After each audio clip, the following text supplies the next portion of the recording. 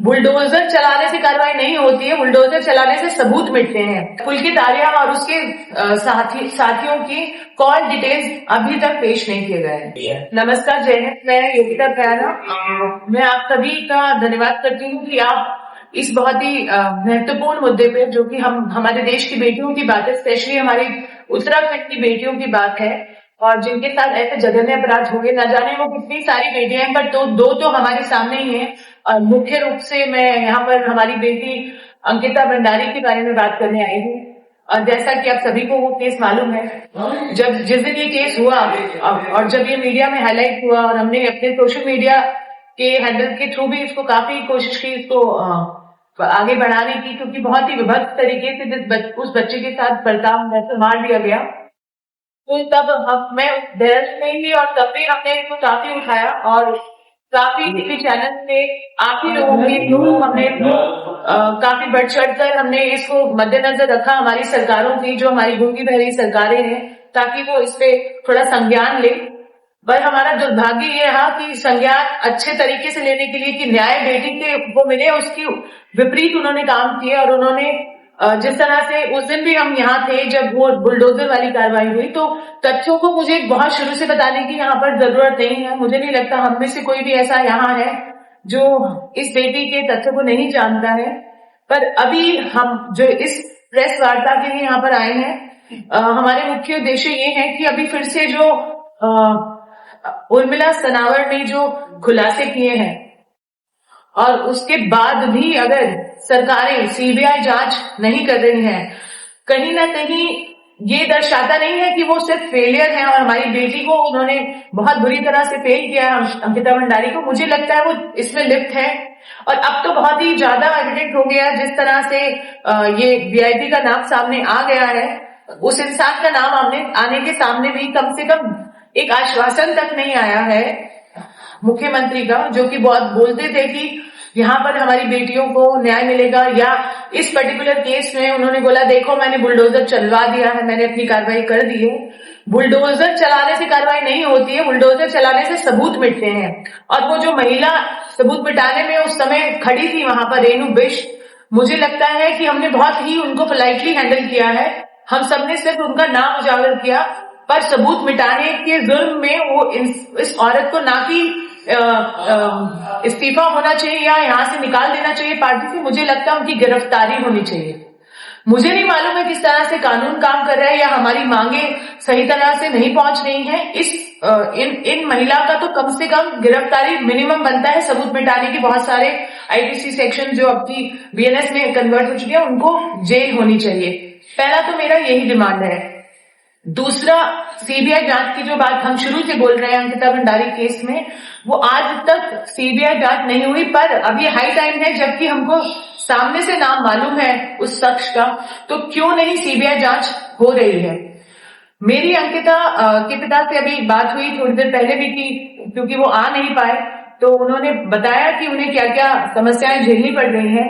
उन्होंने मुझे बताया कि कानूनी प्रक्रिया में आज तक पुलकित आर्या और उसके साथियों की कॉल डिटेल्स अभी तक पेश नहीं किए गए हैं।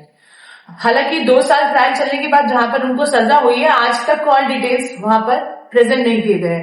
बहुत सारी चीजें हैं, वो आर्थिक मंदी से भी गुजर रहे हैं, उनको आज तक कोई सहायता नहीं दी गई। जो बड़े बड़े प्रॉमिस, जो वादे इन्होंने किए, आज तक उनको पूरा नहीं किया गया। बहरहाल बेटी के न्याय की बात है, अब तो हमें नाम भी सामने आ गया है। जो अगर इन्होंने अभी भी सीबीआई नहीं लगाई, तो आपको भी मालूम है आक्रोश में हम लोग, और हम चाहते हैं कि नहीं तो सत्ता पलटेगी या जो भी होगा, हम लोग सड़क पर उतर रहे हैं, सड़क देख रहे हैं, आप और उतरेंगे। पर हमें न्याय चाहिए इस बेटी के लिए, और सीबीआई जांच इज द लीस्ट वो जो कर सकते हैं इस केस में। और कम से कम ये 2 इंसानों के नाम जो मैंने बताए हैं, रेणु बिष्ट और जो ये वीआईपी जिसका नाम सामने आया है, उसको इमीडिएट अरेस्ट किया जाए, इन्वेस्टिगेट किया जाए। कभी भी कोई रेप पीड़िता का मामला होता है, पहले अरेस्ट होता है, फिर इन्वेस्टिगेट होता है। ये लॉ में जो चेंज आया था निर्भया केस के बाद, जस्टिस वर्मा रिकमेंडेशंस के बाद जो चेंजेस आए थे, उसमें ये तथ्य, ये एक लॉ है। हम कोई नहीं वो हम पे एहसान कर रहे हैं, हम अपनी हक मांग रहे हैं। पहले आप उसको अरेस्ट कीजिए, फिर जांच कीजिए, और जांच सीबीआई को दीजिए। ये हमारे मोटी मोटी जो हमारी डिमांड है, ये है। दूसरा, एक और केस की तरफ मैं आपका ध्यान आकर्षित करना चाहती हूँ। लगभग कुछ वर्ष पहले इसी प्रेस कॉन्फ्रेंस रूम में मैं इसी जगह पर हमारी एक और बेटी के न्याय के लिए यहाँ आई थी, जब सुप्रीम कोर्ट ने एक्विटल दे दिया था हमारे छावला गैंग रेप केस की, हमारी उत्तराखंड की निर्भया के केस में। आप सभी को यहाँ मालूम होगा कि वो पिता और माता हमसे कब से जुड़े हुए हैं, जब से ये केस हुआ तब से मैं पर्सनल तौर पर और मेरी संस्था उनको सपोर्ट करते आए थे। पर सुप्रीम कोर्ट में इस फैसले के बाद हम बहुत ज्यादा आहत थे, क्योंकि जिस तरह की बर्बरता उस बेटी के साथ हुई थी आप सभी को मालूम है। आपको बताने की जरूरत नहीं है कितनी बुरी हालात में उस बेटी का गैंग रेप करके उसे मार दिया गया था।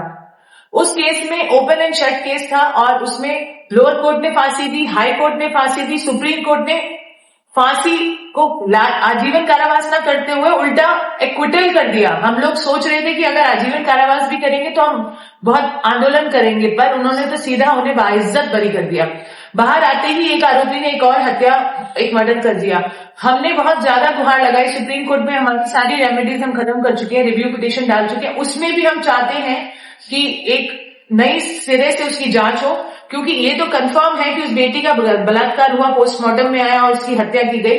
अगर ये आरोपी नहीं ढूंढ के दे पा रही है, चाहे वो केंद्र सरकार हो चाहे यहाँ से राज्य सरकार का कोई लेना देना नहीं, पर फिर भी अगर वो नहीं ढूंढ के ला पा रहे हमारी बेटी के आरोपियों को, तो मुझे लगता है ये सरकारों का बहुत बड़ा फेलियर है, चाहे वो केंद्र सरकार हो चाहे यहाँ उत्तराखंड की राज्य सरकार हो। अंकिता भंडारी केस में हमारी बेटियां इस तरह से प्रताड़ित होती जा रही हैं, रेप, मर्डर, गैंग रेप, इतनी ज्यादा ये चीजें बहुत कॉमन होती जा रही है। स्पेशली उत्तराखंड की बेटियों के लिए मैं ये बोलना चाहूंगी कि वो दूर दराज आती हैं यहाँ काम करने, यहाँ या अन्य शहरों में जो आती हैं, बहुत ज्यादा उनको हरासमेंट, सेक्सुअल हरासमेंट, ये सब फेस करना पड़ता है। आज तक मैंने खुद ऑडिट किया है उत्तराखंड के किसी भी काम के स्थल पर जहां ज्यादातर होटल्स हैं, वहां पर बच्चियों की सुरक्षा जो कि दूर दराज पहाड़ों से आती हैं, उनके लिए सेफ्टी के कोई मेजर नहीं है। यहाँ तक विशाखा गाइडलाइंस के अकॉर्डिंग जो पॉश कमेटी होनी चाहिए prevention of sexual harassment at work place, वो तक नहीं है।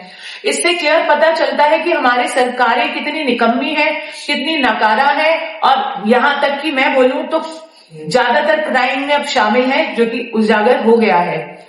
एक बात और सामने आई है, उर्मिला जी का अकाउंट हैक कर लिया गया है। वो अभी 2 दिन से अंडरग्राउंड है, या वो उनकी जान को खतरा है।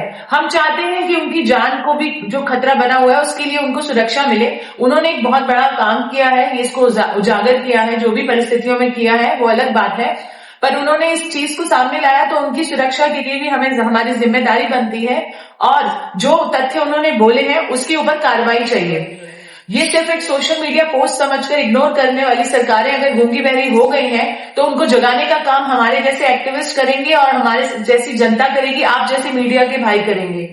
मैं आप सभी से हाथ जोड़ के निवेदन करती हूँ कि पत्रकारिता तो आप डेफिनेटली कर रहे हैं, तभी आप यहाँ हैं क्योंकि आप इस मुद्दे को लेकर गंभीर हैं, पर बेटियां हम सबकी हैं, और उत्तराखंड की बेटी के न्याय के लिए आप हमसे वैसे भी एक स्पिरिट के तौर पे भी जुड़िए, और इस बात को तब तक उठाते रहिए जब तक हमारी गूंगी बहरी सरकारें सुन ना ले।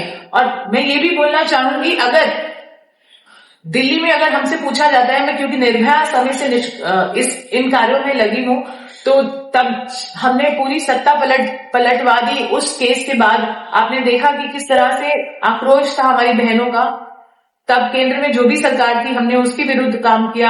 आज यहाँ पर अगर कोई और शासन है, क्योंकि हम सवाल तो उन्हीं से पूछेंगे जो सत्ता में है, और यहाँ तो एक कदम आगे यहाँ के सत्ता के ही लोग आरोपी हैं। हमारी बेटी जिस तरह से इन्हीं लोगों के बीच में, ये जो गिद्धों की तरह आप सोच सकते हैं, नोचने के लिए इस बेटी को आंख लगाए थे। हमारी बेटी का स्वाभिमान था जो उन्होंने मना कर दिया, और पर उसका खामियाजा इतना ज्यादा उसको भुगतना पड़ा कि अपनी जान से वो जा बैठी। पर अगर रक्षक ही भक्षक बन जाए तो मुझे लगता है ये हमारे डेमोक्रेसी क्या, हमारे देश की बेटियों के लिए, हमारे जो देश माना जाता है बेटियों के स्वाभिमान के लिए, उसके ऊपर बहुत बड़ा आघात है। तो इसलिए मैं आप सभी से आज जोड़ के निवेदन करती हूँ कि इस मुद्दे पर जुड़े रहिए। अंकिता भंडारी की बात नहीं है, ये उत्तराखंड की हर बेटी की बात है, ये भारत की हर बेटी की बात है, और हमें मिलकर लड़ाई लड़नी चाहिए। उन्नाव की बेटी की लड़ाई लड़कर मैं यहाँ आई हूँ अभी, और वहां पर हमारी ये जीत हुई कि हमने ये देखा कि अगर हम सड़क पर उतर जाए तो हम अपनी जीत हासिल कर सकते हैं। हमने सुप्रीम कोर्ट को भी मजबूर कर दिया कि वो अपना फैसला बदल दे। तो अंकिता के केस में अगर हम थोड़ी आवाज और अपना आपका साथ मिलेगा तो हम जरूर इस बेटी को भी न्याय दिला पाएंगे। बस मैं यही बात करना चाहती हूँ। बाकी आप लोगों की कोई